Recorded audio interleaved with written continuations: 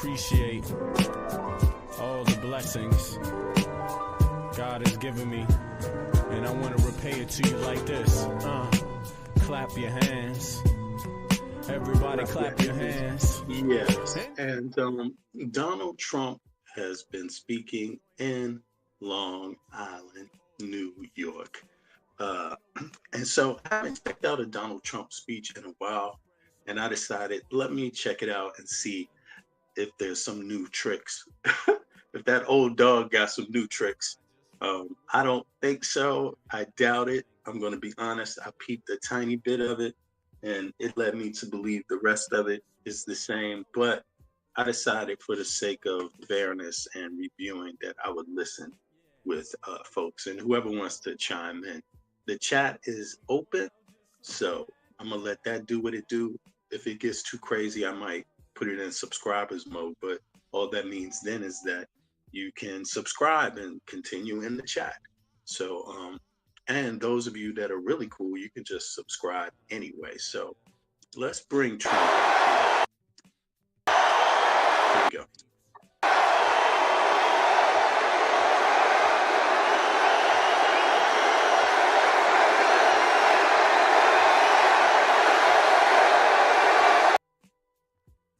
How come they don't pan? You know, I need to get another camera angle, but it sounds like a excited crowd.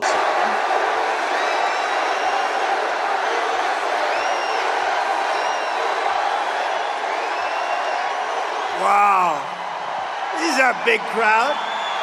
This is a big crowd.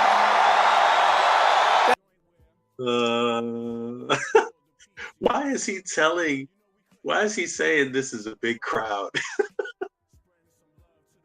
Trump, I'm sorry, but listen, Trump projects. He projects. So you know that he said that because he himself is worried about crowd size. Thank you very much, everybody. Thank you very much, everybody, and a very big hello to New York and a place called Long Island, which I know very well. And I'm thrilled to be back in the state I love with thousands of proud, patriotic New Yorkers who are really the heart and soul of America. We know that. And the reason I'm here is because it hasn't been done in many decades. It hasn't been done for a long time, but we are going to win New York. You know, I can say this. Whenever you so loosely throw out things like patriotism, and Donald Trump indeed throws many things out loosely, generalizing, you know, and then throws the same thing that he uses in the trash when he's done. Just keep that in mind when you hear him talk about patriotism or call someone a patriot. Keep that in mind, that he will just as quickly toss you out in the trash if you don't 100% agree with everything that he says, or even worse, if you dare challenge him, you're definitely going in that place, the trash can. And but I just wanted to say that patriotism is, you know, it's no need to call people patriots for doing what a patriot would do. That's the thing about it. You know, a patriot would do it even if you didn't call them that. They would do it anyway because it's the action, it's not the word that means something. So for him to throw that word around so loosely, like the average voting citizen is not a patriot, is ridiculous. If you're voting, then you believe in democracy. You're a patriot in itself.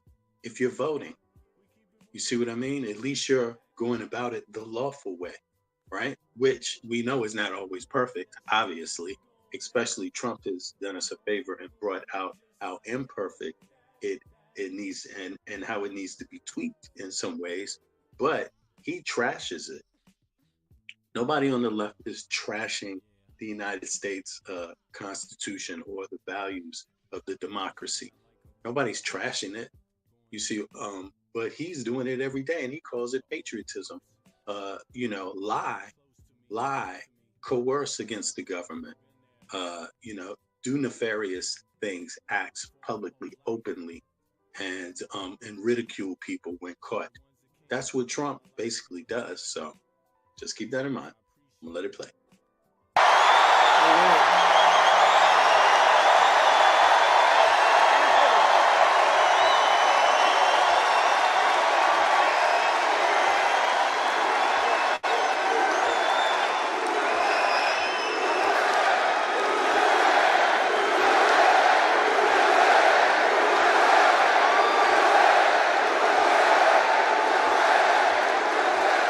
And that's the first time in many, many years that a Republican can honestly say it, and we're going to do it. We have to do it. We do it, and the election nationwide is over. We take over the White House, and we fix up our country, okay?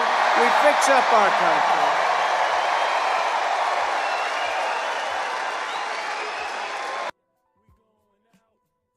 Yeah, because we're going to just march into town and just snap our fingers and get it done, because I say so. Remember last time? That's how things were. Things were just so easy. Anybody could do it. Anybody can go up there and just be the president. It's just an easy job. We're going to just get in there and snap our fingers and things will get done. So as you know, 3 days ago, there was yet another assassination attempt on my life. I didn't know I was going to say that. It was the second one in 8 weeks by a violent radical left mobster. This evil would-be assassin. He called him a radical left, but he was a Trump supporter. He voted for Trump. Got within a few hundred yards of where I stood, but thankfully, our outstanding Secret Service agent, and they are outstanding, spotted the barrel of his rifle in the bushes. Can you believe that? Can you believe that? He saw a barrel of a big, this was a big barrel. This you don't want to even talk about, AK-47. But he saw the barrel coming out a little bit out of the very lush bushes, and he took fast action to stop the gunman before I even entered the line of sight. And I want. Why is he describing the bushes as lush? Coming out of the very lush bushes, what difference does it make? I want to express my thanks to the. It's almost like he's glorifying the attempt on his life. It sounds almost like it. It's strange because he's mocking it, just talking so casually about it. Oh, using time. He could have used 1 second, 2 seconds, and then gone on to his agenda, but instead he's milking this cow. You see, he's milking this assassination attempt. U.S. Secret Service, who was there that day? Okay, so let's ask the MAGA people. He's about to give the U.S. Secret Service a compliment. Okay, but what about all the conspiracies before about the last attempt on his life? Do all those conspiracies that the MAGA folks tossed around, do they hold up now? Now that Trump thinks the Secret Service is great? So are they great or are they lousy? I mean, which one is it? You see, are they great when, when are they great? I would like to know. I think they do their job all the time, and this guy has been made an exception by himself. It's his own dictates. And to all of the sheriffs and law enforcement down in Florida, they're heroes who helped to apprehend the attacker. And by the way, you possibly heard the story. So the secret agent, service agent, pulled out the gun and started shooting. He said, a barrel. He didn't talk like a lot of people. They talk. How are you, sir? What would you like to talk about? Would you like to talk about the weather? No, he pulled out the gun and he started shooting at him. And the villain. No, but think of this. This could only happen with a woman because men aren't smart enough. I hate to tell you, fellas. So he dropped his gun. His car was a block away, and he started running because they had him. And he was running. And a woman driving a car innocently said, "He looks like a bad person to me. He looks very suspicious." And she followed him and pulled up to the back of the car and started taking pictures of his license plate. Can you believe that? And he's still milking the assassination attempt. Look, he's okay. So he's already locked in at this point. He hasn't given any policy speech. He hasn't talked about anything else. It's just been himself. You attacked me, defend me, defend me. They're attacking me. It's all about an attack on him. How many minutes is he going to do that? And before he gets into his policy, look, it's at 4 minutes and 25 seconds. our outstanding Secret Service agent, and they are. You see, that was over 2 minutes. He's speaking about that one act, right? And said, "I just looked at a man. There was something strange going on. Who the hell would do that?" Right? Only a woman. Only a woman. And now, since he knows women are pissed off at him, he decides to weave in some women. Now he cares about women. Now he appreciates women. Only women. Only a woman would do that. Oh, now Donald Trump has this deep understanding of what a woman, and value for what a woman can do. When we've heard him speak time and time again in the most dastardly ways to women and about women. But he's on it now. Right. Yes, better late than never, right? Now, I asked the sheriff today, I said, "So, Sheriff, if you had 1,000 events, how many people would have done that? Man or woman, how many people would have done that, followed him, taken pictures of the license plate and also the type of truck that he was driving?" He said, "Maybe none." So she's a hero. I got to meet her. And because of that, I got to meet her and I got to milk that assassination attempt for everything it is worth, because I don't have any policy to talk about. They were then able to catch him in a very speedy drive down the various highways in Florida, but they got him, and they got him fast. But I think it's incredible. So the agent and that wonderful woman, and with all of my heart, I thank you all for your incredible valor. What you've done is incredible. What the people of our country and law enforcement does in this country is incredible. Tonight, let me also deliver a message straight to Kamala Harris. Have you heard of her?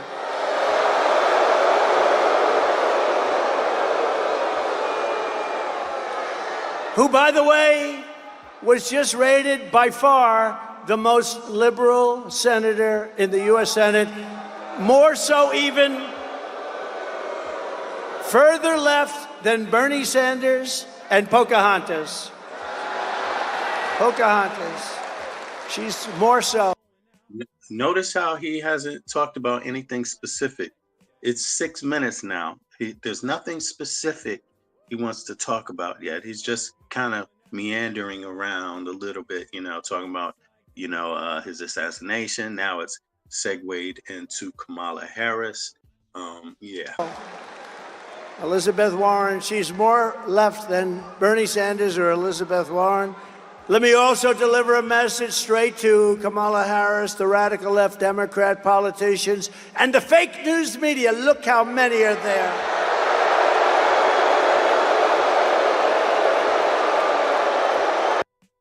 Like, who is he talking to when he says fake news media? Like, is it the people that are videotaping him with the cameras right now? Like, who is that? That's arranged by his own people.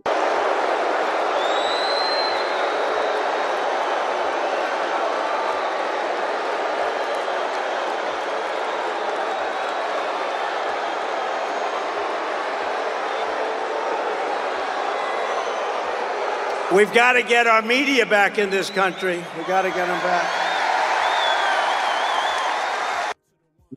He he ties every initiative into something that hurt him personally.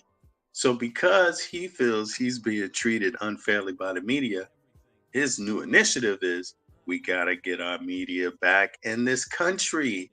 That's what he said. That is, he tells you right out, it's about him.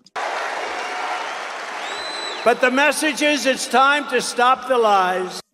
Notice how fastly he moved away from how much he appreciates women for 2 seconds. Stop the hoaxes, stop the smears, stop the lawfare or the fake lawsuits against me, and stop claiming your opponent. Look, now you see, now he's talking about more things people have done to him. It's ridiculous. He just keeps reforming the same argument. This will turn America into a dictatorship. Give me a break. He doesn't like that. He doesn't like that people are saying he's trying to turn America into a dictatorship. He doesn't like that himself. That's interesting.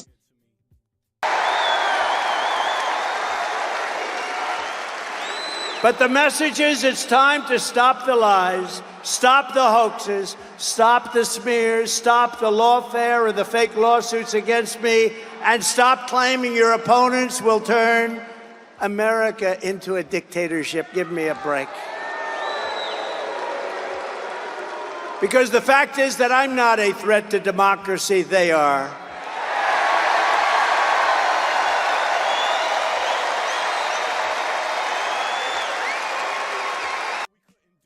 Okay, so how are people like myself a threat to democracy?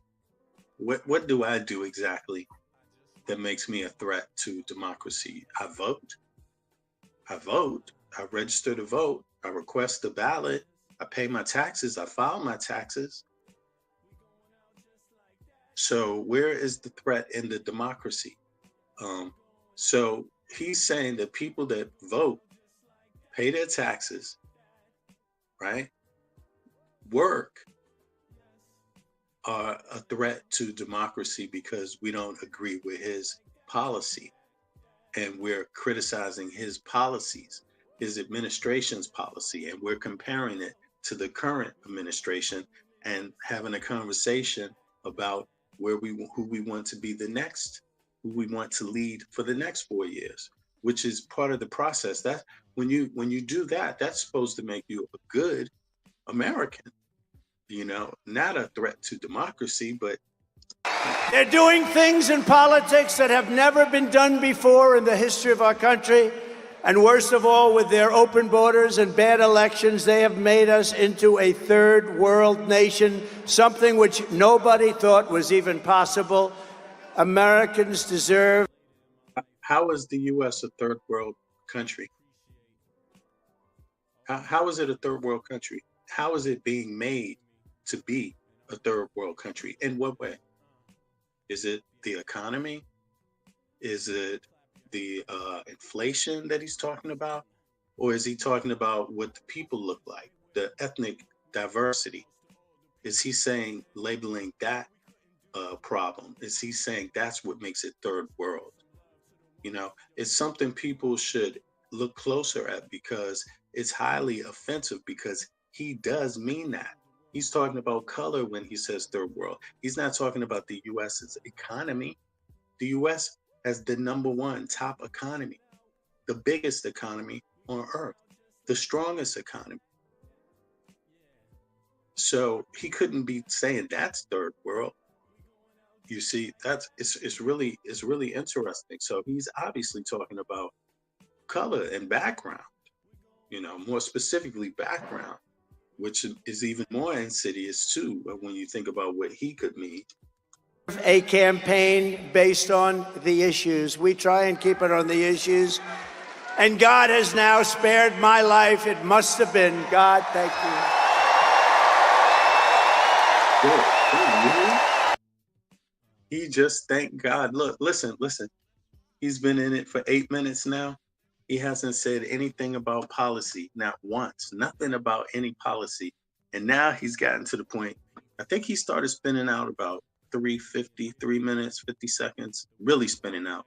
And now it's 8 minutes and he's talking about God must have saved him. Message is it's time to stop the lies, stop the hoaxes, stop the smears, stop the lawfare and the fake lawsuits against me, and stop claiming your opponents will turn America into a dictatorship. Give me a break. Because the fact is that I'm not a threat to democracy, they are.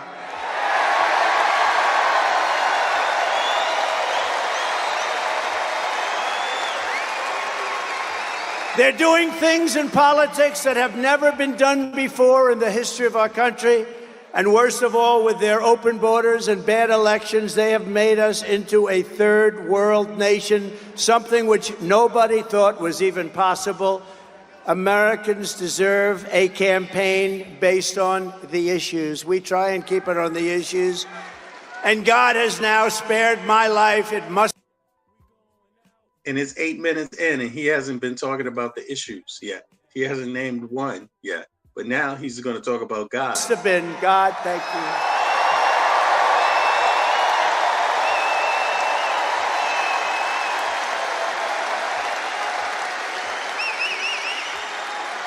Not once, but twice.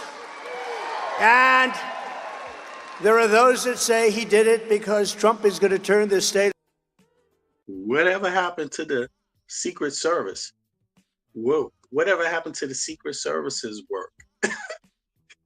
They're the ones who actually saved his life. It's true. It's the Secret Service. And now he's saying, oh no, it was God. You know, it was God who did it. It must have been God. But it was the Secret Service that saved his life both times. And they're supposed to be nonpartisan also, which I assume they are, right? Because they understand how important that is. So even a numbskull should be allowed to lead as long as he doesn't break the law. But Donald Trump has, in fact, broken the law. So, you know, it's a precarious situation when you have a person like that running for office again. But he has a connection to God. God must have saved him still. Around, he's going to turn this country around. He's going to make America great again. And maybe. And we're going to bring back religion into our country. Bring it back.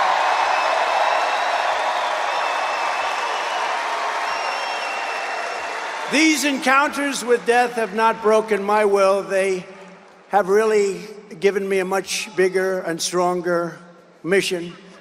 They've only hardened my resolve to use my time on earth to make America great again for all Americans, to put America. He's really not good at reading from the teleprompter, you know. America first. Gonna put America first. Earlier today, I was honored to receive the endorsement.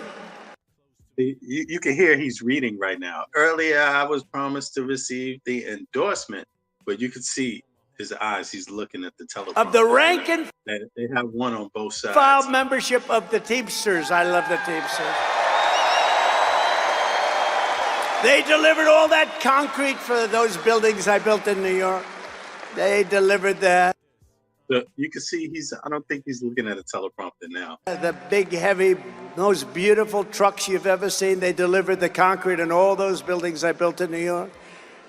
But, you know, this hasn't happened in so many decades. We won the overwhelming majority of the local chapters and the members, and as a result, the national organization has refused to endorse the Democrat candidate for the first time in many, many decades. And I also want to thank Teamsters President Sean O'Brien, amazing man, and all of the incredible rank. You know, Trump's speeches, his entrances are almost like what a person would say when they're ending, after they've done something or said something successful. Then they thank everybody. But Trump is like thanking people, talking about he's gotten endorsements. But is that real? The language he's using, you know, rank and file. Union people. Who are the rank and file union people? What union? Which union is he talking about? Notice he never says those things, you know. So he may not be lying, because you just might find out it's not exactly what he said it is, you know. File Teamsters across the country, because this was a surprise. It's automatic. They endorse the Democrats, automatic for many, many decades. But you know what? They said, they looked at her, they said, we're not going there. I'm sorry. These are tough people. But is that true? Is that true? What he said? You know, again, he makes these blanket generalizations, and then he leaves out any other activity that exists outside of that particular description or area he wants to focus on. So he just eliminates the rest of the reality. And together we will secure our borders, we will protect our workers, we will defend our jobs, we will rebuild our country. Yeah, with Trump, everything is like black and white. It's very stark differences. Nothing subtle exists in his world. He doesn't get the subtle part of reality. With American skill and American pride and American labor. Right?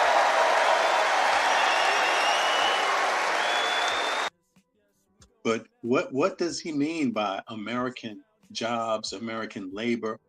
Don't we already have American jobs and American labor? We have more American jobs now than there's ever been, and people in jobs than there's ever been. I mean, I believe, according to the records, you look it up, tell me if I'm wrong. Today is the 19th of September. It's 11 Central European time, 11:42 Central European time. You go look it up and tell me, in the United States, are there more people working today than they were under Trump? And if it turns out that they are, then what is he talking about?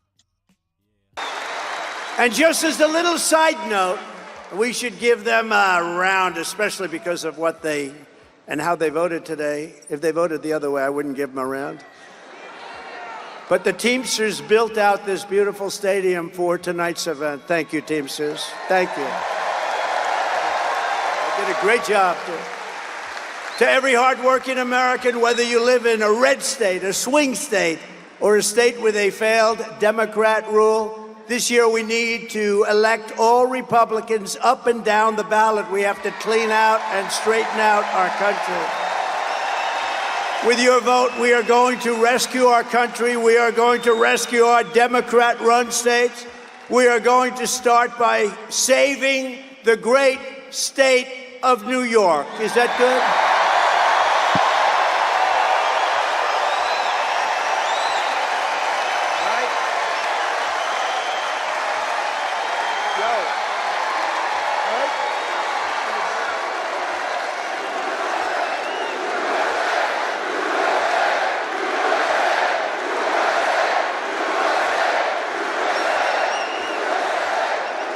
When I told some people in Washington, yeah, I'm going up to New York, we're doing a campaign speech, they said, what do you mean New York?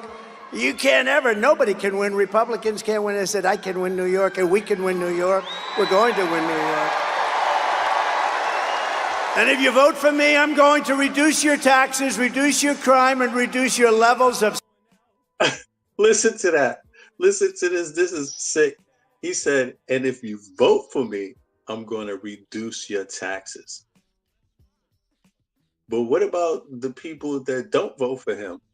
What if he still wins? What is he going to do for those people? Is he going to reduce their taxes too? What does he mean when he says that?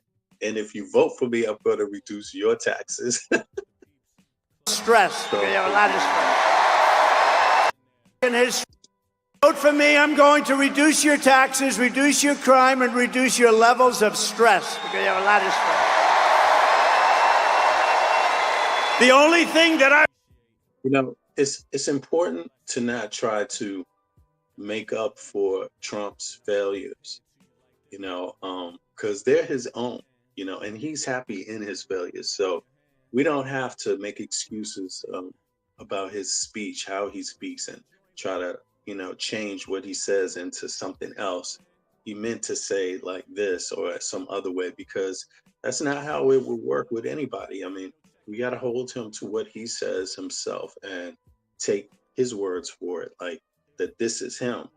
not anybody else speaking. It's him saying these things. And after a while, you kind of can see how the two are interwoven with Trump. But, there's always a willingness also to want to see if there's any other possibilities too. And I hear that. Will increase are your incomes, and your love for your state will come roaring back again.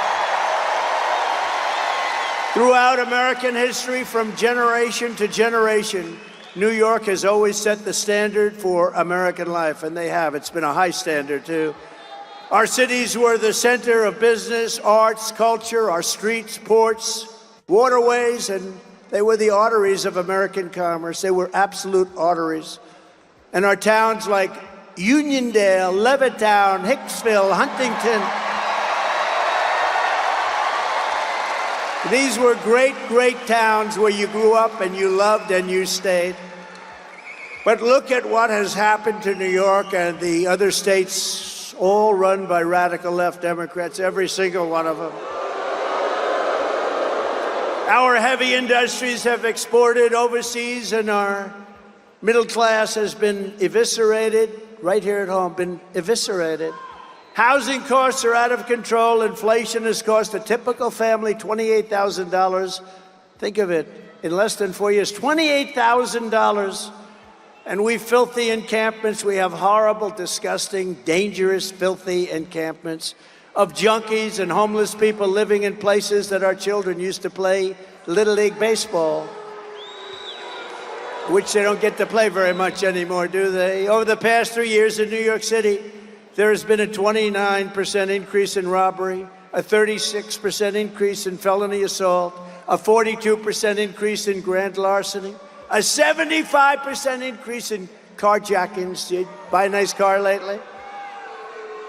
Well, 200 police officers leave the NYPD, New York's finest. I always say, I knew it well. New York's finest. They leave every single month, 200 people a month. Incredible people. They're incredible people. The trains and subways are squalid and unsafe. The median of our highway, all those medians, they spend all that money, they're falling down, they're rotting. Businesses are fleeing. The mobs of illegal migrants are being put up in luxury hotels at your expense, while our great veterans live on the freezing or steaming sidewalks right outside the main entrance to where the migrants enter their hotel. Think of that. Think of it. We have veterans lying on the street, squalid, lying on the street, sometimes freezing, sometimes it's hot, it's summer. And they're looking at people just came into our country, and they're going up to the 17th floor of their suite. How crazy has our country become? And can you imagine what those veterans, when they watch this, must be saying? But listen to this. Can you also imagine what the migrants must be thinking? They're saying, can you believe this? We just came from... Absolutely, Donnie. Every statement Trump makes needs to be fact-checked, but all statements in general. I agree with that 100%. From a place, in many cases, they were in prisons, and now they're living in hotel suites while our veterans are living on the street.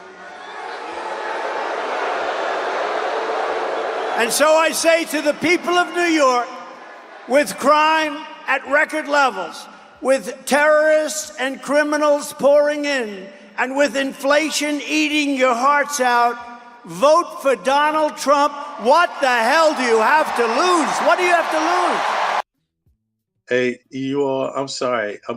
He's been speaking 15 minutes, and he hasn't talked about one policy issue. He hasn't stated one. It's just been almost kind of, I don't know, maybe trying to, he's not coming right out and telling you what his policies are on anything. When he says immigration, okay, what do you want to do about it? What's your policy? Let's talk about your policy. What do you want to do about immigration? Not just stop the immigrants. What do you want it? How do you want it to work practically? What do you have on paper? What's the plan? He doesn't think anybody's capable of reading what a plan is and deciding, that's what people need to be able to vote for him on those topics. But he doesn't do that. He just keeps flipping it around, and he doesn't get to nothing. It's 15 minutes. Let me let it.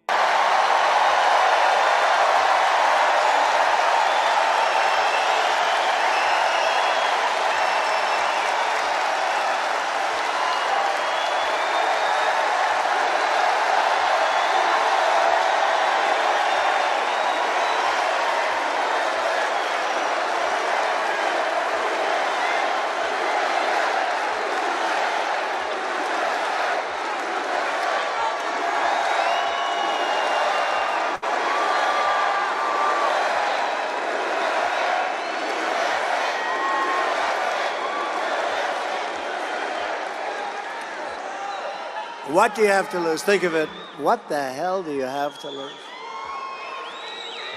You know, some of you remember that was a phrase that I used for our black population years ago in 2016. I said, with the worst housing conditions. Here we go. Here we go. The black population. The black population.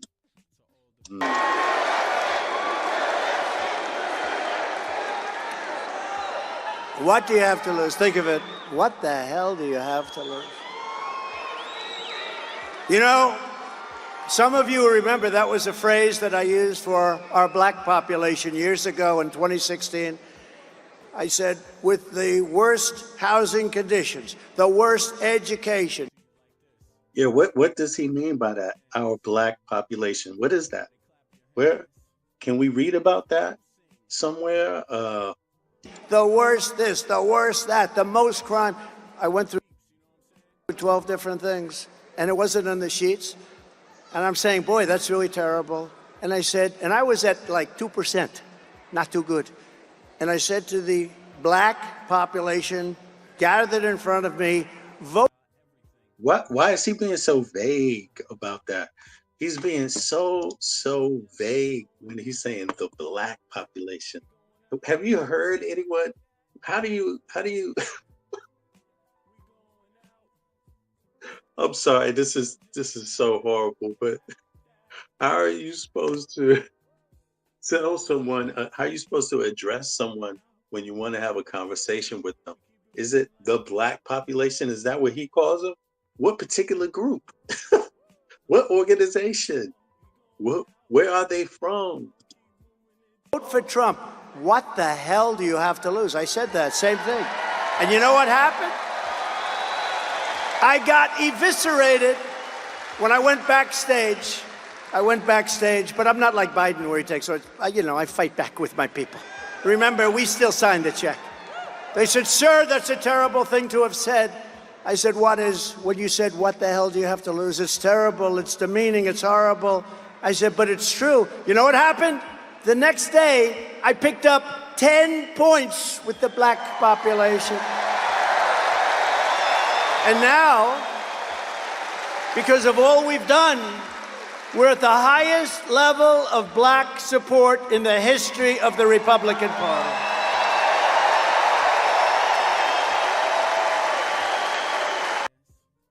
Is that true? Are we at the highest level of support in history? I think that there might be some truth to that.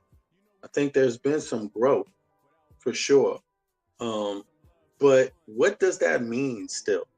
What does that mean? I mean, exactly on paper. What does that look like on paper? Because it's all in the detail.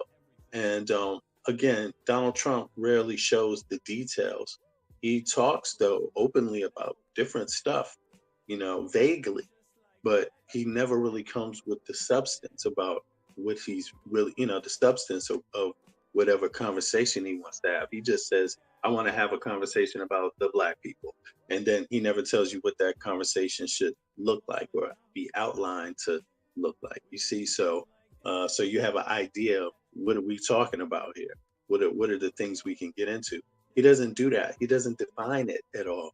So, yeah.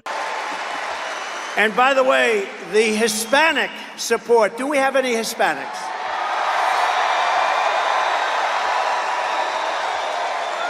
The Hispanic support is off the charts, and they don't know what the hell to do about it. It's off the charts.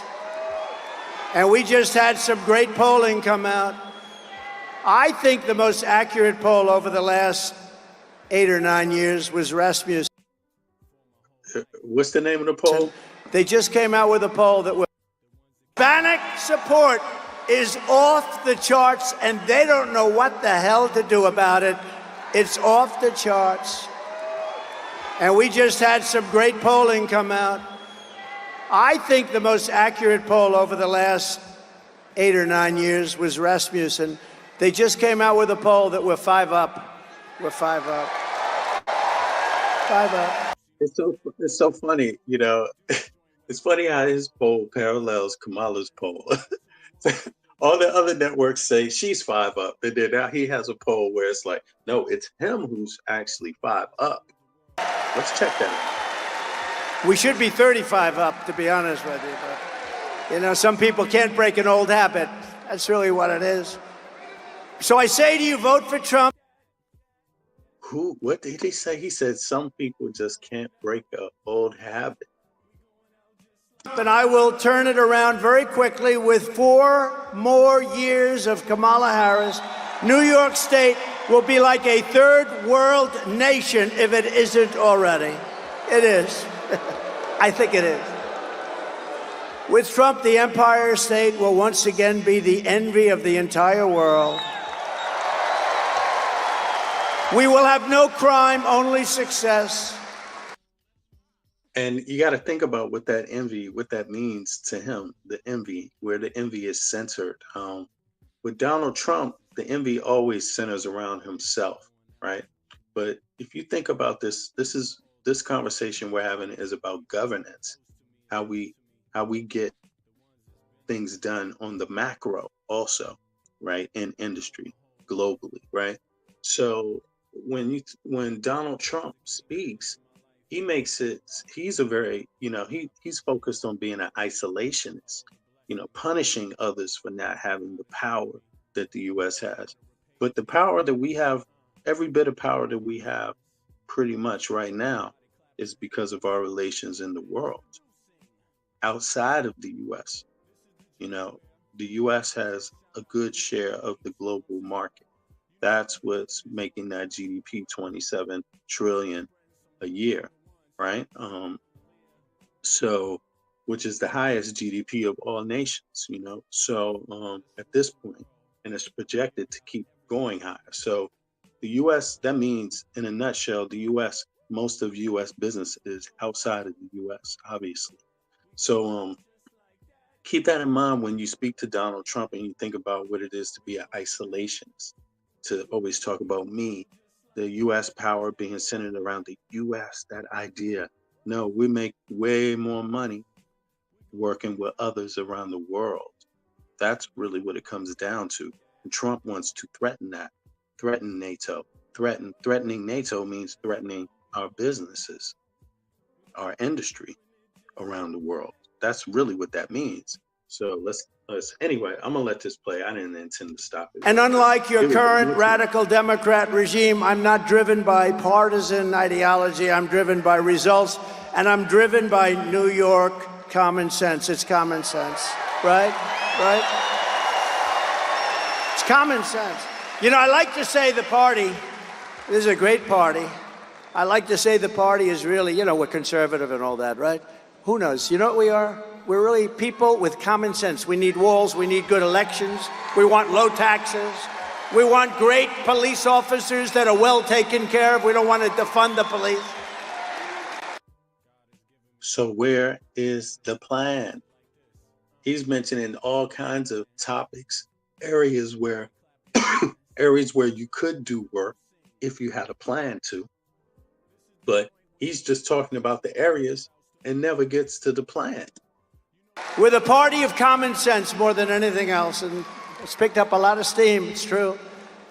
My first week back in the Oval Office, I will clean up and call up your governor and mayors all across your state, and I will tell them it's time to work together. They're largely Democrats. It's time to work together for the good of the people going to do it. And despite all of the persecution I've endured from the corrupt judicial system in New York. He just said he was willing to work with Democrats now, all of a sudden.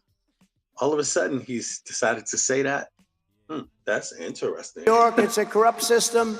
I love the people of this state, and I want to give back. I want to give back to you. I've had a great life. I want to give back to you. We're going to give it back to you. We're going to make this city and we're going to make this state incredible again. Together, we will rebuild our roads, bridges, highways, and airports. They're falling apart. They're falling. Got to get back to that teleprompter. Falling down. We will renovate New York subway. Oh, that's beautiful. I used to go to school in the subway. Can you believe it? I mean, I like to say it's not so long ago, but it probably is. What do you think, Bruce? I guess it is. But my parents would drop me off at a subway, and I'd go to Union Turnpike, or I'd go to wherever They had no fear that I was going to be disappearing. They would take me to a subway, put me on and say, bye, darling, bye. If you do that today, you have about a 75% chance that you'll never see your child again. What the hell has happened here? What has happened? We will renovate the New York. But does he mean that? Or does he not mean that? Is that a joke? Or is he being for real?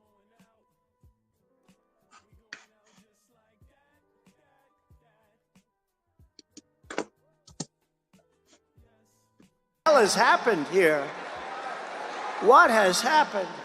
We will renovate the New York subway so that the greatest city in the world finally has, again, the greatest transit system anywhere in the world. You have the basics. We have to clean it. We have to take care of it. We have to give it a little love. And we have to get the criminals the hell out of there. Notice how he had to tag the criminals to the building of the city. Before you make it better, we first have to get rid of the criminals. Before we make it better, before we make an investment in good, we first have to get rid of the bad. That's garbage politics when you're talking about how wealthy the U.S. is, and you're talking about the federal level when you're talking about who the president is going to be. That is ridiculous argumentation there. We have the money. We need to do good independently of whatever the criminals are up to. The good things need to be done first, then deal with the secondary things, you know, and the byproducts and stuff like that. But Trump, this is Trump. We will once again support our incredible police officers, New York's finest. A lot of them.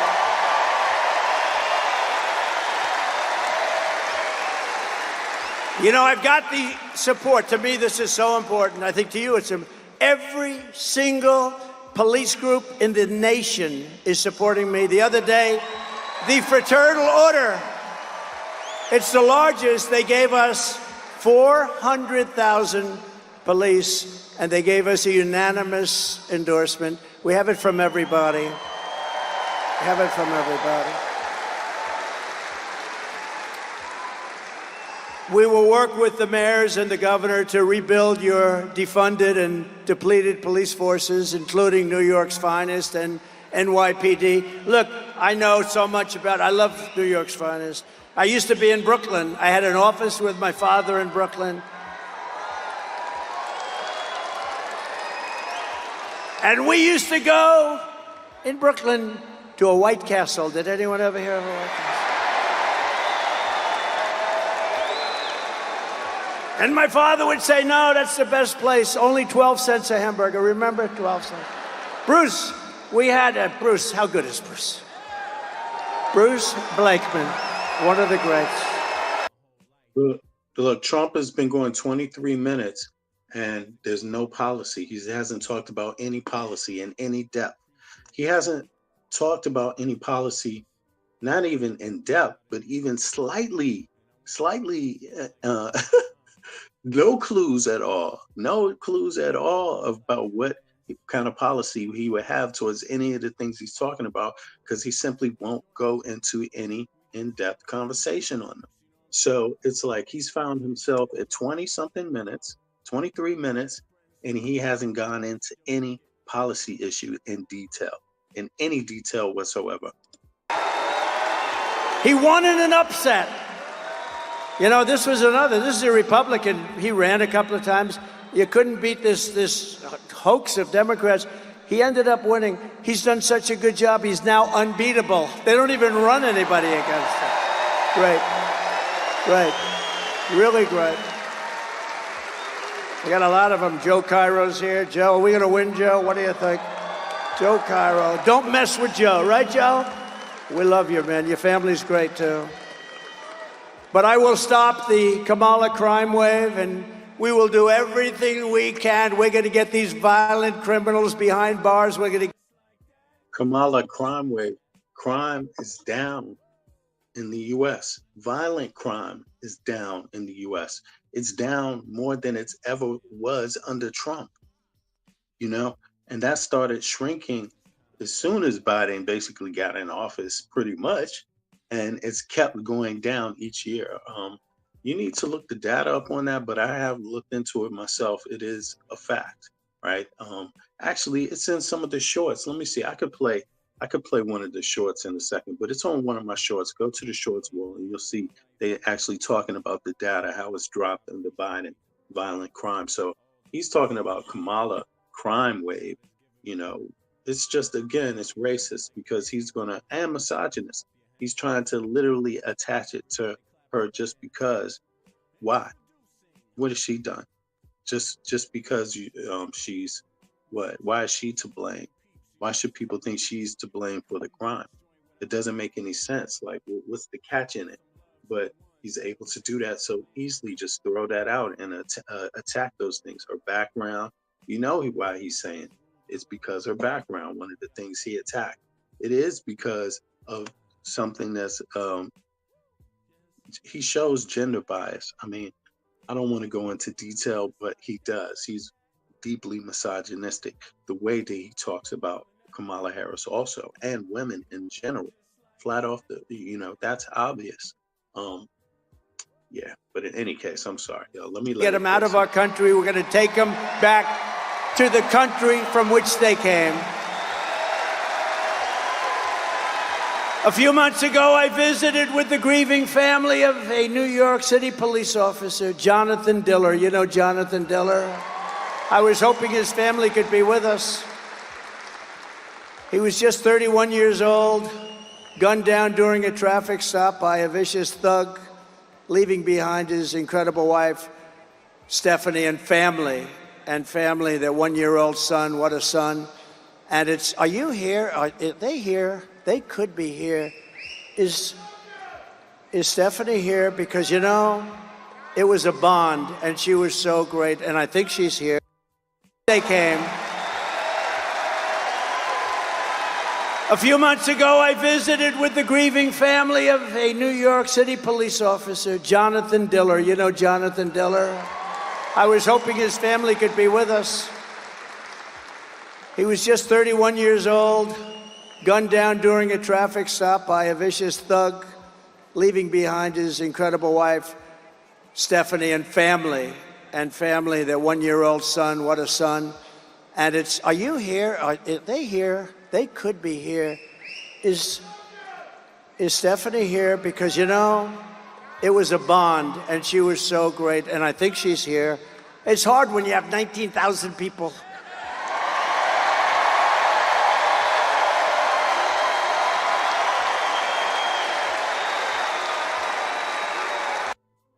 Do you hear Kamala Harris ever talking about the crowd size at her events? I mean, this is ridiculous. He actually stopped to mention that detail. And Stephanie, unlike a lot of my friends, doesn't want adulation. Honestly, what she wants more than she wants her husband back. That's what she wants. She doesn't want adulation. I have other friends. You'd find them. I have other friends. If you said their name, they'd be jumping up. Here I am. Here I am. Stephanie doesn't want that. What a great family. What a great family, and what a great guy he was. The criminal charge was savagely murdering Officer Diller, was previously arrested by the NYPD 21 times, right? 21 times, Bruce. And the accomplice driving the car had been arrested 14 times, but he was actually much worse. He was more vicious. 14 times, but he was actually far more vicious. This is the kind of story we hear every single day under radical Democrat policies like cashless bail, cashless bail. You can Crime is down. Violent crime is down under the Biden-Harris administration. Extremely down, like down more than it's been in your entire life, essentially. Really. That's what the data says. So Trump is like, he's selling a ghost tickets here. Kill somebody and you're out on the streets in 2 hours. Cashless bail has been a disaster for our country. Kamala Harris wanted it no matter where she went. She boasted about being the leader of the movement of cashless bail, just like she led the effort to defund the police. She was the leader of the effort to defund the police, and now she's running for president. But a little while ago, like everything else, no fracking, no this, she changed her mind. Now she says she likes the police. She can't say love, but she says like. She's made a lot of progress, but the first thing that would happen is she will go to defunding the. But crime is down. Violent crime is down in the USA, according to the data. It's down. So again, what is his point? Like, what is he going to do about it? He doesn't ever give you an indication of what exactly is the problem. He only says, oh, you didn't support it enough, or you didn't think about it. That's all garbage. Everybody has to think about these things on this level. So the question is, how do they think about it? And what have they actively done specifically? So if you want to talk about the Biden administration, that would be, what are the numbers? How much money has gone to the police departments across the country under Biden? And then correlate that, compare it to how much it was under Trump, and find out who does more. Don't just say it, like get to the data. But Trump, he's liable to say anything. The police, if that's even possible. He's the one guy that literally has been allowed to openly make up things and spread it over an announcement, a public announcement, use the podium for that. To think about. But when I get back into the Oval Office, the madness ends and the law and order is going to return to our country.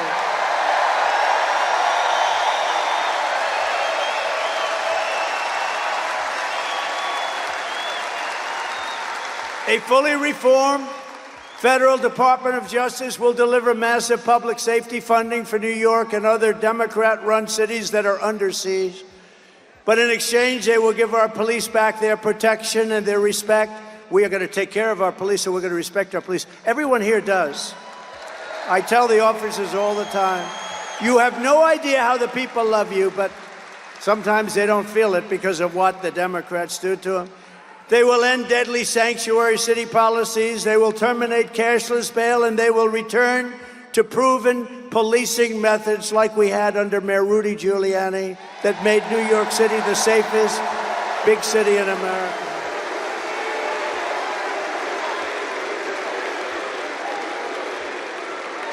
Simultaneously, we are going to make life in New York State affordable again. Little word, affordable. A vote for Kamala Harris is a vote for four. Right. I just wanted to tap in on this issue right here. He's talking about crime as if crime is like the big issue in the U.S., right? But here's what some of the data says. For some reason, Donald Trump can't process the actual numbers. He prefers to deal in his alternate reality. But the reality is, in fact, that violent crime has dropped 26% under the Biden-Harris administration. It has gone from 398 per 100,000 people to 294 per 100,000 people. This is See, that's what the data says. So Trump is going against what he's saying is going against the actual data, which 4 is years very, of very job sad. losses. Look at what's happening. Businesses that are fleeing, money draining out of your state, and hundreds of thousands of illegal migrants sucking your public resources dry. You know, I've always heard for 20 years, I've heard that New York City has no money, and yet they're going to spend $3 billion on illegal migrants, and they're not getting it from the federal government. You wonder, they never had money, but they have $3 billion to take care of people that came into our country illegally. Doesn't make sense. Is this facts Donald Trump is spitting? No. I mean, he's kind of conflating an argument, and that is who's going to pay for the policies. That's essentially what it comes down to. So the cities that do have migrants or take in migrants, they have policies. Do they have the right to ask for assistance to the federal government for that? Yes, they do. So I don't know why Donald Trump would dismiss that so easily, because that's what federal governments do all the time, right? So there is an interconnection between the federal government and the local government, and who covers what and exactly how much and where you get assistance on the federal level from, or the federal programs that might already exist also. You know, Donald Trump, he just kind of dismisses that whole entire thing. But under the Trump economic plan, we will cut your energy prices in half within 12 months. Half! Because we have more liquid gold under our feet and we don't use it. The United States is pumping more oil under Biden than it's ever pumped in the history of the nation. It's making more money off of oil than it's ever made in the history of the nation. Why does Donald Trump keep saying this? You know, it doesn't make any sense. It's ridiculous that he keeps saying it. It's like anyone should know that. Where are you getting your facts from if you think the United States is pumping less or selling less oil? Where does that data exist? We go to places like Venezuela when we have... It doesn't exist. More than Russia. We have more than Saudi Arabia. You remember I got Anwar approved in Alaska. It's the biggest site anywhere in the world. You know, he's so silly. He's talking about American companies now.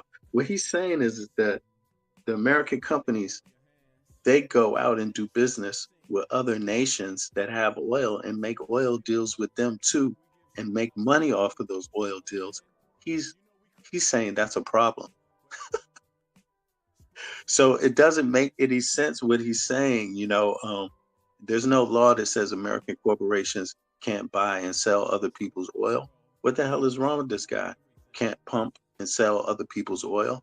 What's wrong with Donald Trump? You know, he's not making a lot of sense. World probably bigger than Saudi Arabia, bigger than Russia. And what did they do? In the first week in office, Ronald Reagan tried so hard he couldn't get it. I got it. The biggest site in the world, Alaska.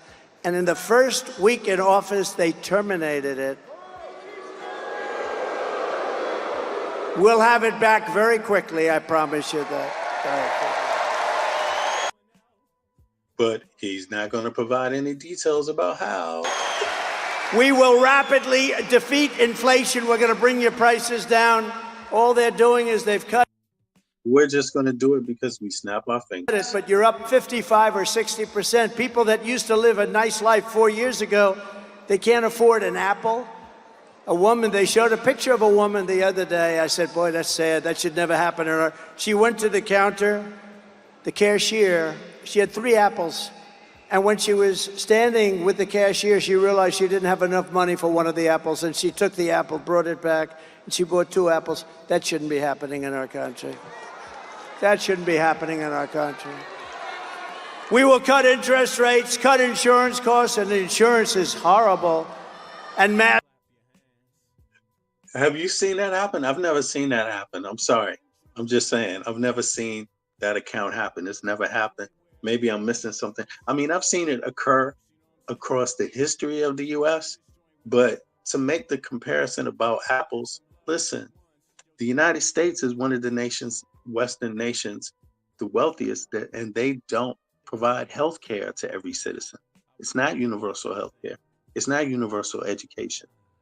It's one of the Western democracies that doesn't provide those things for its citizens to the same level as other NATO countries. So Donald Trump, he's talking about, oh, you walked out with an apple. What are you talking about? Generally, he's against the policies of giving back to people through the tax system. He's against justice through the tax system, essentially. That's what he's against. And his policies are against it every day of the week. And the Republicans' policies have been against it every day of the week. And now he's talking about, oh, a lady leaving the store because she couldn't buy 3 apples. She could only buy 2. As sad as that is, that's happening to everybody. That's not a special conversation. That's why you need things like daycare. That's why you need things like healthcare. That's why you need things like reduce the debt for people that have college debt. That's why you need that. That's education policy. You see, why should people be in debt because of education when education is a benefit to everyone, to the entire society, not just yourself? You know, there's a reason for that. And Donald Trump is against those things. Aggressively, we will cut your taxes again. I gave you the largest tax cut in the history of our country. And we have some. And the wealthiest people got the largest tax cut too. To go. Kamala Harris, as you look at her plan, will give you very simply the largest tax hike in American history. She's going to lift your taxes. This is the only person I've ever seen, and Biden too. They announced that they're going to raise your taxes, and it's supposed to be good politically. I don't think so. I don't know. I've never seen that, Anthony, before, where they say they're going to raise your taxes. Where's he making this up at? Where's he getting this from? You're going to raise your taxes. To vote for me, I'm going to raise your taxes. Can you believe it? I made a mistake. I never heard Kamala Harris say she was going to raise any middle-class person's taxes or poor person's taxes. I've never heard her say that. I've never heard Joe Biden say that. So where's he getting that I shouldn't have done that because the news will say, vote for me, I'm going to raise it. They're going to say, they're going to attribute it to me. I can't do that. I told our great First Lady I will not be sarcastic anymore. When you joke or when you're sarcastic, the fake news will take a story like that. I'll say, I never said I was going to raise your taxes. Yes. Vote for me, I'll raise your taxes. Kiddingly, kiddingly, kiddingly. These people are the worst. When I imitated Joe Biden because he couldn't get off a stage, so I'd imitate him because he couldn't find the stairs and look around. He finished the speech would last. The speech would last. Yeah, he still ain't talking about no policy, bro. It's 31 minutes. It's 31 minutes. I doubt you're going to hear any policy either, because if a person goes 30 minutes without speaking about any policy in detail, that is an indication that they can go an hour more without speaking about any policy too, because you've already given them more time to do nothing with than anybody else takes from you or requires, you know? So it's crazy, man. In fact, I gotta say, I'm not playing the rest of this shit. I have to stop it now because I'm sorry. I'm sorry because, yeah, 30 minutes. I listened to this for 30 minutes and I didn't hear any policy. So I don't want to just play propaganda, you know, from Trump. Yeah. But he said some. I'm pretty sure he's come to say some more offensive things. Yeah. I don't have that though. That's a lot of time he wants left. Yeah, another hour left. 30 minutes already is not too good. I'm gonna let it play a little bit. And she'd say, you know, and she'd say, I'd say, how great was the speech? Not how good, how great was it?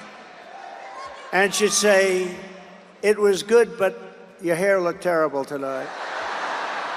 Or, the worst ever, So I said, how good was it, First Lady? And she said, it was good, but you couldn't find your way off the stage. I was imitating Biden, and they said I did it. I couldn't find my way off the stage. No, so you can't be sarcastic. Sarcasm with the media doesn't work, okay? It doesn't. So how do you know when it's sarcasm and it's not then? Is it only because you tell people what it is? You have to tell people each time? You know, people will never be able to communicate with someone who, you know, who you have to use that methodology on. You should be able to read people if you get to know them to some degree, you know. But this guy, he's saying, no, he's going to have to tell you each time whether he's being sarcastic or not because you don't get it. So I've given up about 90% of it. I got all my friends here. Anthony, stand up. Anthony Lomangino, one of the greats of all time. Is he, when he says sarcastic, is he talking about Springfield, Ohio? Is that what he's talking about when he says sarcastic? He said, I have a big business problem. What? I have too much cash. I don't know what to do with it. I said, I've heard of worse problems than that, Anthony, right? He's doing good. He's a great man, great businessman, and a great person. Kamala wants income tax hikes, small business tax hikes, capital gains tax hike. How about the capital gains? She wants a tax, unrealized capital gain. That means she wants to give you a capital gain, even if you have stock. She wants to give you a capital gain, even if you didn't sell it. You know, I know a lot of people, they're very rich, but they don't have cash. They're rich, but they don't have cash. How many of these people know anything about stocks? I'm just saying, really, you know, because if we're going to get down to what they call the MAGA demographic, you know, I could imagine very few of them do. And why would that be? You know, but it's like that farmer. I think Trump is just sitting there making things up. I even wonder, do these people behind him even believe what he's saying? Or are they just, I don't know. It doesn't look like it. It looks like they agree sometimes and don't agree sometimes. But they look kind of confused, actually. Are like that. They have great land, great everything. They make income, but they don't have cash. And you know what I did for farmers and small business in the tax hike? And nobody talks about this. I got rid of the estate tax, or the death tax, as they. Look. That's what I mean. He's talking about he's getting rid of the estate tax. Regular folk don't know what the hell that is. Who is he talking to? Is he talking to MAGA people? Estate tax? No, it's just like, what was he just talking about before? That's not average stocks. Regular everyday people don't know about stocks. I'm sorry. Not like that. Not MAGA folk. So who is he talking to? And their faces look like they're saying, yeah, why is he talking about this? Would call it. I don't know what that is. So shaking her head, the lady to the left is shaking her head, yes, but she's looking around like, anybody else agree? You know, what about y'all? Or we all just going to say yes right now? That when you die and you pass it on to your children who you love, if you don't love your children, then it's not going to do you any good. And there are those. Does anybody in this incredible arena, they did a nice job, by the way, fixing it. I remember the old one. Does anybody in this incredible arena not love their children? Who in the arena is rich and will not leave their money to their kids? Because if that's the case, then what they did for you doesn't mean anything. Do I have any hands? 20,000 What the hell is he talking about? people and I have no hands. Okay, who wants to leave their money to their kids? That's good. Well, but they don't have no money. you know, the old. That's what the demographic says. That's what they themselves say. So what is he talking about? Why would they care about stocks? Why would they care about estate tax? You know, come on. I thought the MAGA people were everyday people. Like, they need They need a plan for childcare to be able to go to work. They need transportation, adequate transportation to be able to get to work at a good cost for them. They need adequate housing to live in, even if it's not buying a house, because most of these people cannot afford that, period. Because you first got to get them involved in the economy that exists on a good enough level, because the real estate market, look at the real estate market. I mean, you could buy a clunk of nothing for a lot of money, or you could buy a jewel for a little money. You have to know the market. It takes, it's not guaranteed something turns out, your very first investment turns out the way you think. And it's not guaranteed that everybody's going to be able to have 20,000 to put down or 10,000 to put down. But Kamala Harris is talking about giving people that money, that tax credit. Yes. So, yeah, she's been recently talking about it. I don't know if it's a tax credit, but she said something about that to buy people's first home. She's been talking about it in detail. Yeah. You'd leave the money to the kids, and what would happen? The kids would have to go out and borrow money. They'd lose everything. They had to borrow money from a bank at a high rate of They're like, I ain't got no money to leave my kids. interest. Now they don't have to do that anymore. Now you can leave your farm, you can leave your small business to your kids, but Kamala wants to end that. She wants to end it. She wants to raise your tax to a level. These people, they're going to leave their farms and leave their small business. Are these farm owners? Are these even small business owners? Really? I'm just saying. Are they? Maybe there are a few. I'm sure there are a few, but it's not striking me that way. That nobody's ever heard of before, and it's crazy. We will go in to a I thought this was a wise guy coming up. This guy, I thought, I'm getting ready. I'm going like this.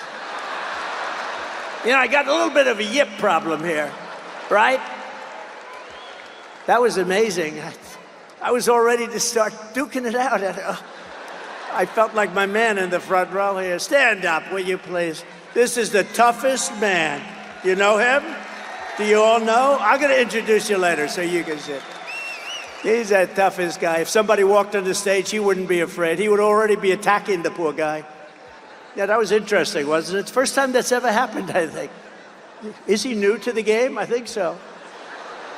By contrast, I will cut taxes for families, small businesses, and workers, including restoring the SALT deduction, saving thousands of dollars for residents of New York, Pennsylvania, New Jersey, and other high-cost states. Going to restore SALT. Jobs and factories will pour back into New York. I know how to do it better than anybody's ever known how to do it, and we can do it so easily. Wages will soar, the cost of living will fall, and I will deliver the greatest economy in the history of the world to our country, and one of the greatest economies in the history of New York State.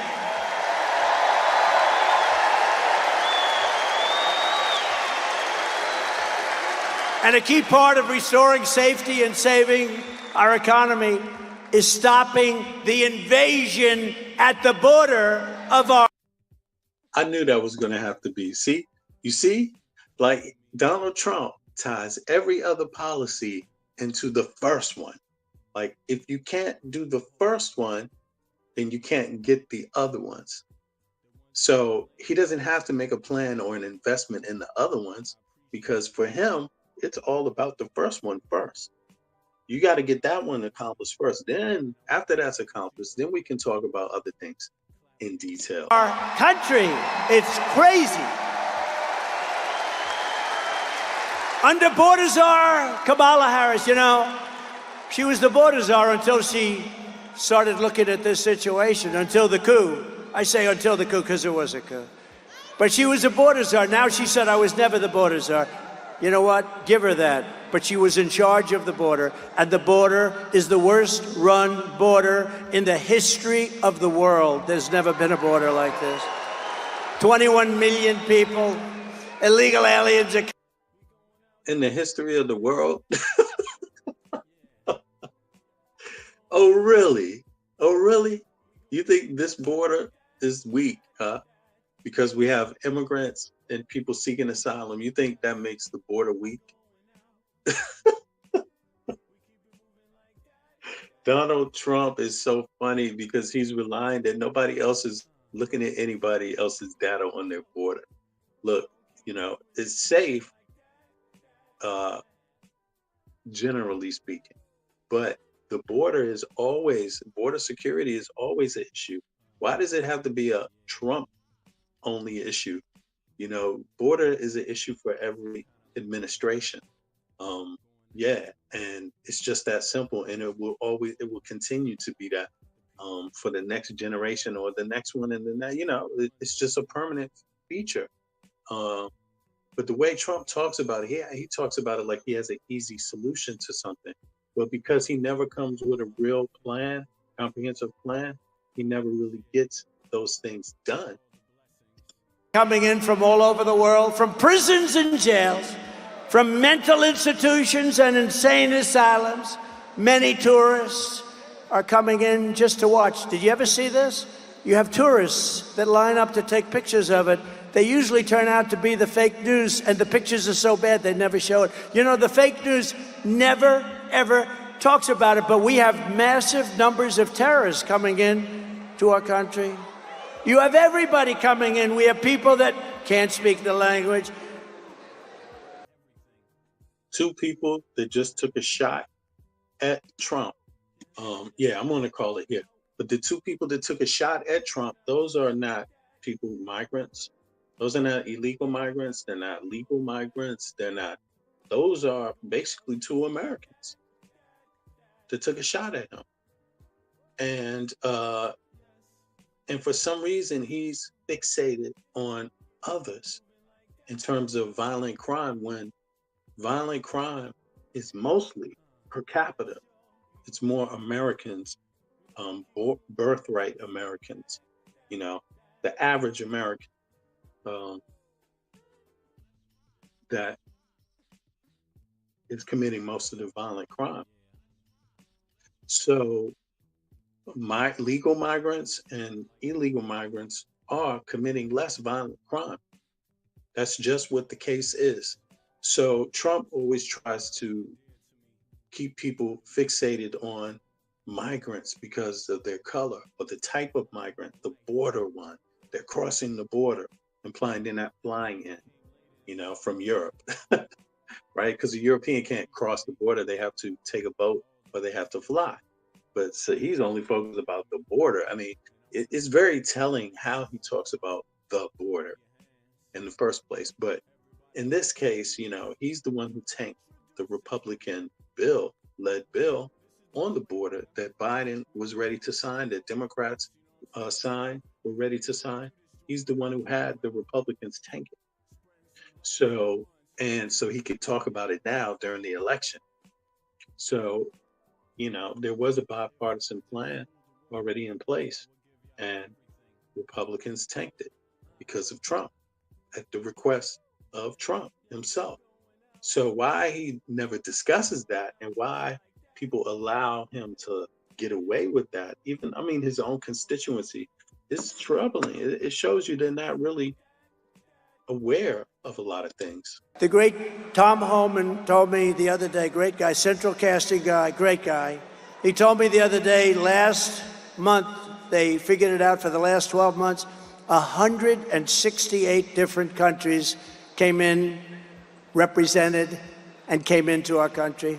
Most people don't even know you have that many countries. You actually have over 200, but most people don't know. But I want to be known as one thing. In 2016, I probably won because of the border. I did a great job. I cleaned it up, and the border was good. And in 2020, even though I got millions and millions more votes, they said, sir, if you get the same number of votes as you did in 2016, 63 million, sir, you cannot lose. I got millions more. Who told him that? Who's the person? Who are the people that told him that? You notice how he never tells people? He just keeps saying, somebody told him that. Who's the somebody who told him that? When did it happen? But at least give the somebody so people can know. He just How do you know he didn't just make that up? How do you know that's not fabricated? Or at least part of what he's saying is not fabricated. How do you know? He never tells you who he had those conversations with. And I lost.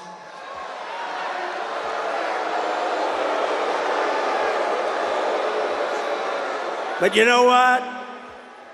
We're going to have the greatest win in history when we pull this one off. Nobody can guarantee you that you're going to win an election.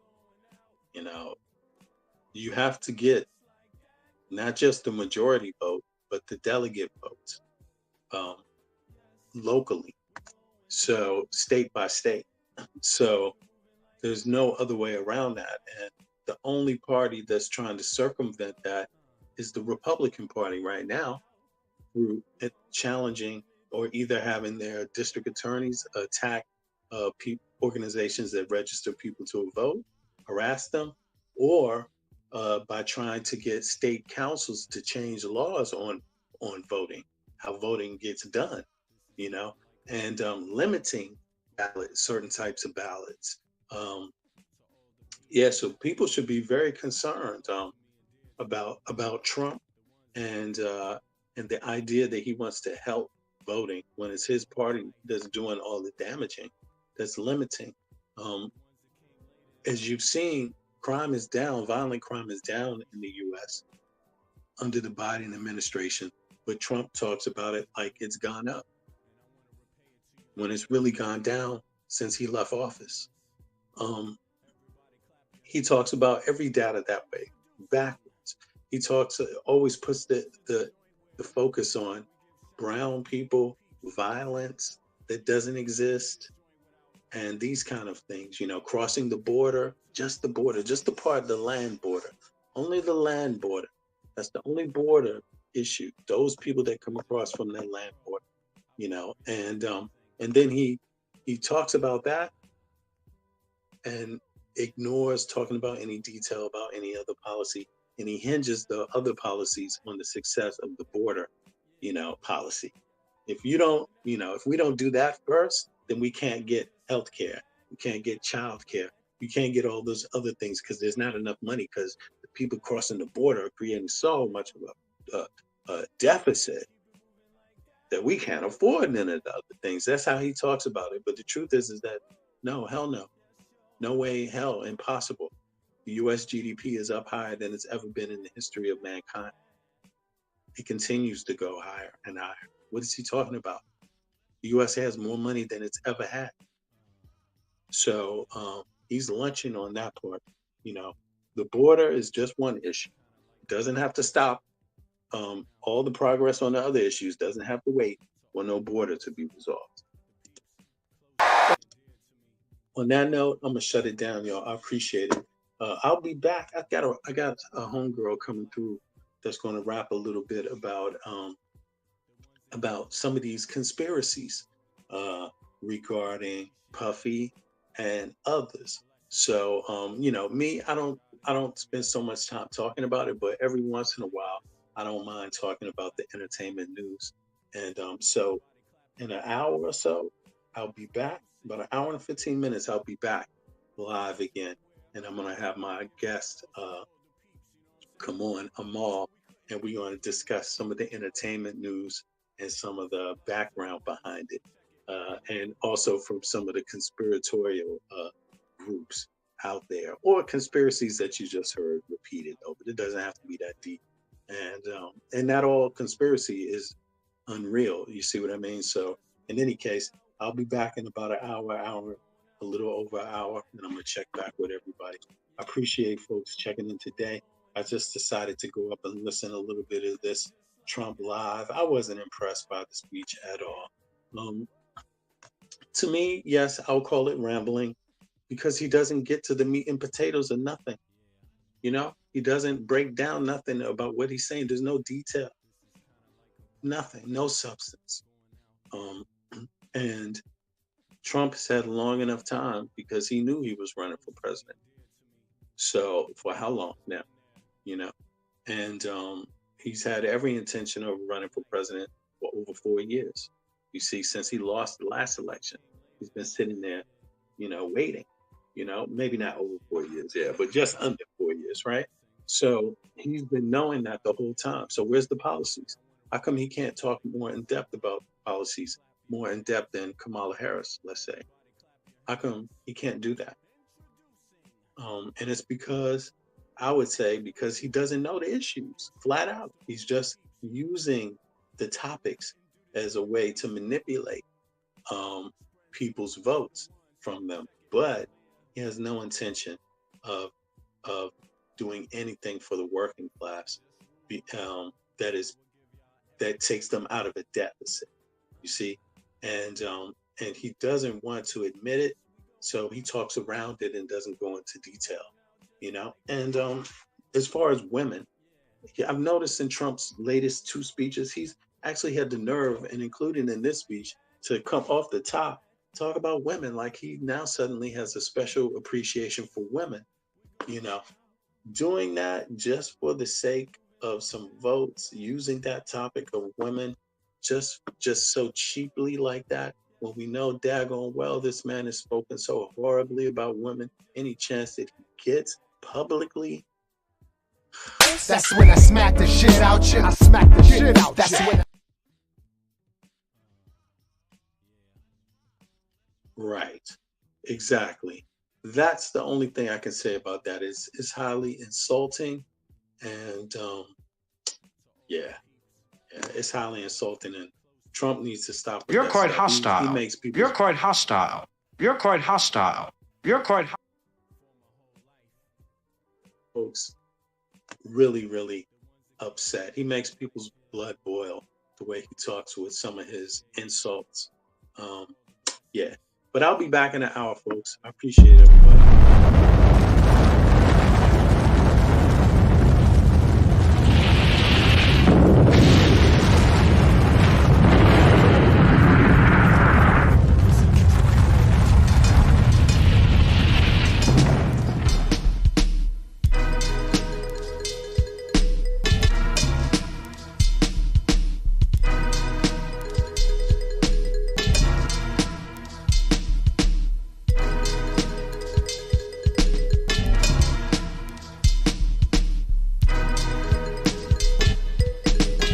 Annualized figure, so it's a very significant drop this year in particular. And under the Trump administration, violent crime was effectively flat, went up a little bit. That was COVID, in fairness, but basically no progress. Huge progress under Biden in violent crime. Now, one of the things that the former president, the other guy, would like us all to think is that all this violent crime, however much there is being committed by immigrants. And we've talked about this before also, and it doesn't seem to have penetrated either. But the fact is that when you look at who commits violent crimes, it is disproportionately native-born Americans, not immigrants. So this is the rate. We've talked about this before, and for some reason Donald Trump can't process the actual number.